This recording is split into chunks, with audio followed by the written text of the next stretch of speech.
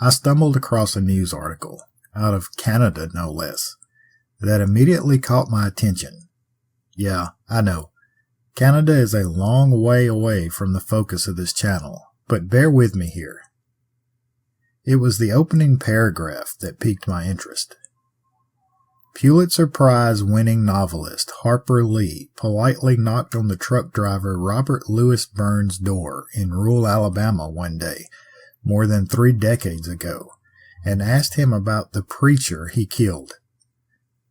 The plainly dressed writer wanted to meet the man who had stood up in a crowded Alexander City funeral home in 1977 and put a bullet in the brain of a preacher who was rumored to have dabbled in voodoo and suspected in a string of deaths in this riverside county. Harper Lee is one of the most beloved writers to come out of Alabama, most well known for her novel To Kill a Mockingbird. But the whole start of that news article is what blew my mind. A murdered preacher. A preacher with alleged voodoo ties and a potential body count to his name? You know I had to dig into this one and see what the hell was going on. So, here we go.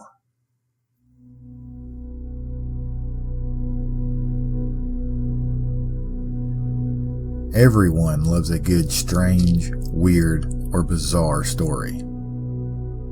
Well, welcome to the American South, where dark legends and haunted history lurk around every corner.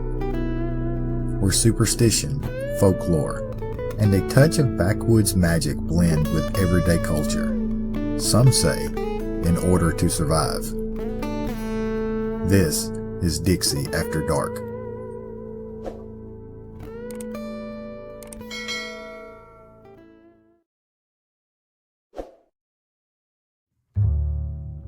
(1978). A murder trial against Robert Burns was underway in Alexander City, Alabama. Burns was accused of killing Reverend Willie Maxwell, something that no one in the courtroom disputed, not even the defense. After all, there were over 300 witnesses, and all confirmed that Burns shot Maxwell 3 times at point-blank range during the funeral service of the Reverend's own stepdaughter. The jury deliberated for only 20 minutes before returning the verdict, not guilty, and the courtroom erupted, with cheers and applause. Sitting in the back of the courtroom, feverishly taking notes, was American novelist Harper Lee. Yeah, I think we should back up a bit. What do you think? Let's start with the Reverend Willie Maxwell, 7 years earlier.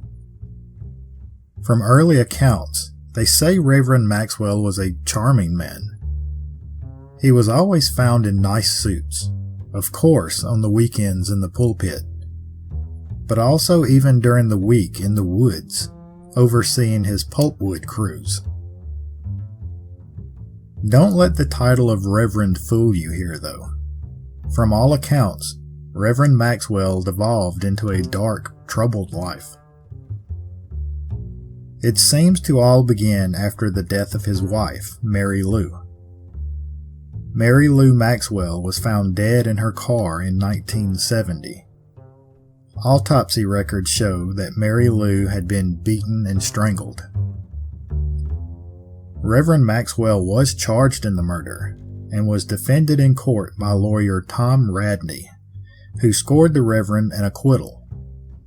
No one else was ever charged in the crime. Reverend Maxwell went on to cash in on a life insurance policy for his late wife, and as many in the community say, he was then hooked. What followed is a mysterious string of deaths, all connected to Reverend Maxwell. The next to go was his next-door neighbor, Abram Anderson. Anderson's widow, Dorcas, quickly became the Reverend's second wife, after securing the life insurance policy on her late husband, of course. Then there was the deaths of the Reverend's brother, John Maxwell, the Reverend's new wife Dorcas herself, his nephew James Hicks, and his now third wife's adopted daughter, Shirley Ann Ellington, all of which Reverend Maxwell had taken out life insurance policies on. As all of those events played out over the years, the good old Southern community started to murmur. It was obvious to them that it was all about the money, but in the few cases that the Reverend was questioned or even charged in, he always got off. Each time, he employed the lawyer that got him off the first time, Tom Radney. In each case that the insurance payouts were brought up, it was always found as, quote, circumstantial. Now, either Tom Radney was a super great lawyer, or there was something else going on, and the local citizens thought they had figured it out. Voodoo was afoot. Laugh if you want, but they had no other explanation. The locals didn't jump to this accusation half-heartedly, though. Aside from beating each and every murder accusation, the locals also point out the numerous dead chickens hanging around his property and the chicken blood-coated steps on the Reverend's front door as evidence of something darker being at play here. It was the last death, that of Reverend Maxwell's stepdaughter, Shirley Ann Ellington, who was also his niece, come to find out, that his story comes to an end. 16-year-old Shirley Ann's body was found beneath a car. Initial investigations show that Shirley Ann had been attempting to change a tire, and the car fell off the jack, pinning her underneath. However, an autopsy report states that Shirley Ann died of strangulation before being placed under the car. Even though the community had basically all turned on Reverend Maxwell by this point, Shirley Ann was a well-loved teenager in the area, and the funeral home was packed out for her service. Reverend Maxwell officiated the service himself, which put an even more bad taste in everyone's mouth, but none more so than local Robert Burns. During the funeral, Robert Burns shot the Reverend 3 times with a .25 caliber Beretta, one of the shots hitting Reverend Maxwell square in the forehead. The funeral home erupted into chaos, with people screaming and running for their lives, all except Robert Burns. He simply sat down and waited for his arrest. As preparations were underway for Burns' trial, he knew he was going to need a good lawyer. And who was the best known defender in the area? Well, Tom Radney, of course. Reverend Maxwell's own lawyer. He had cleared the Reverend's name multiple times, right? Maybe he could help Robert Burns as well.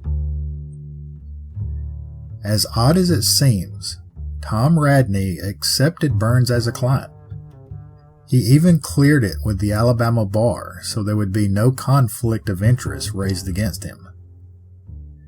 The case was stacked against them, though. Newspapers report that there were over 300 people in attendance at the funeral where the shooting took place, and even Burns himself admitted to the crime. The state obviously went for a murder charge, and the defense never denied the shooting. In the defense arguments, though, they went the route of temporary insanity, pointing to Robert Burns' time spent in the Vietnam War. I guess what would be viewed now as a PTSD argument. The 2-day trial went along pretty cut and dry. I've found some conflicting reports. One says the jury deliberated for only 20 minutes. Another says 5 hours. Either way, the jury returned with a verdict of not guilty. Not guilty by reason of insanity. The quick and unanimous decision, coupled with the cheers from the onlookers at the trial, made the community's stance clear. Reverend Maxwell was dead. He was shot and killed, and they didn't care. They approved. 36-year-old Robert Burns was sentenced to a state mental facility in Tuscaloosa, Alabama for assessment, and released a few weeks later. The determination was that he was no longer mentally disturbed and posed no danger to the community. Later that same year, Robert Burns was named Alexander City's Man of the Year. After all that, life in Alexander City seemed to just go back to normal.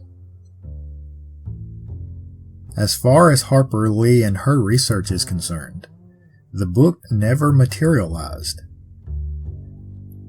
Some say she worked on it for months, others say years. What isn't disputed is the fact that she put some serious effort into the work. Mrs. Lee worked with both Reverend Maxwell and Mr. Burns' lawyer, Tom Radney, very closely. Tom Radney passed away in 2011 at the age of 79. His widow said in a later interview that Tom Radney turned over all of his case files to Miss Lee.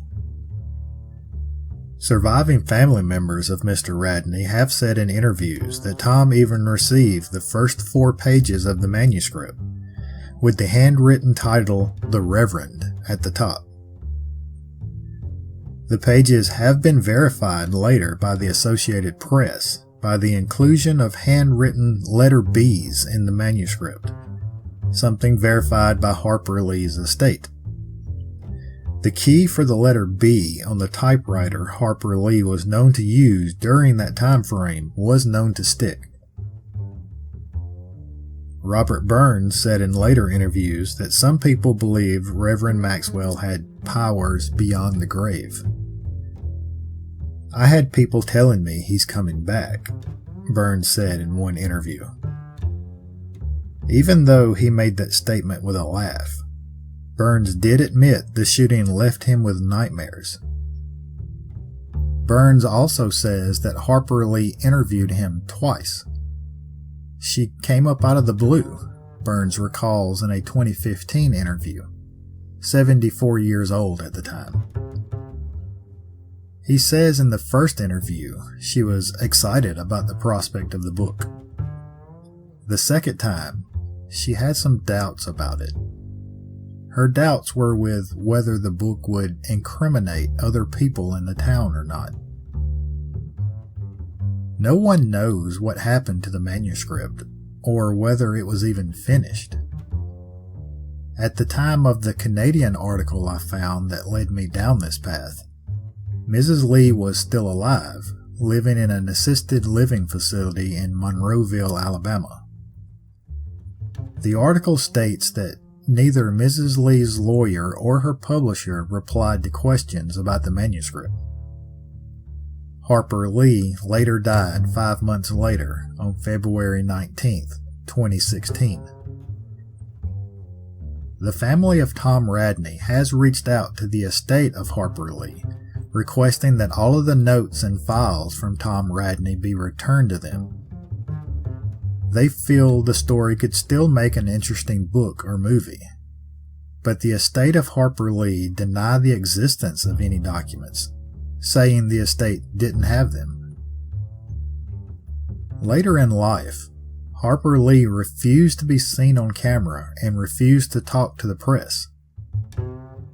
Historian Wayne Flint was one of the few people Mrs. Lee would accept visits from. He claims that Mrs. Lee's sister, Louise, told him the book had been finished, and that he'd be surprised at who all the Reverend had life insurance policies on. I can't help but wonder, though, who was Harper Lee worried about incriminating? Both Maxwell and Burns have appeared in court already. What else did she find? Who knows? maybe the notes or an actual manuscript will be found one day. Stranger things have happened. Until then, we're just stuck with people like me revisiting the story.